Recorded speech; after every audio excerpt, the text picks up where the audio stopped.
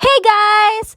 Welcome to day 2 of our journey to reaching a 1 million savings goal.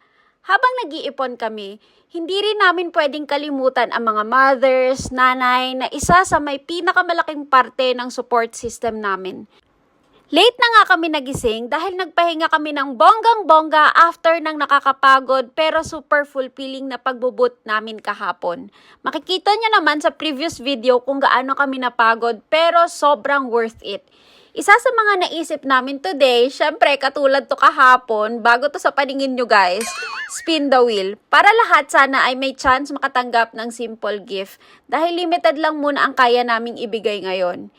Isa-isa na nga silang nag-spin at super saya makita na naging happy sila dito.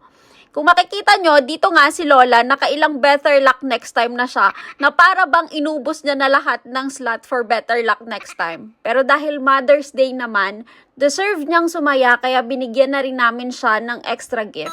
Siyempre, Lola namin yan. Hindi rin namin pwede makalimutan si Mami na all out lagi ang support sa amin.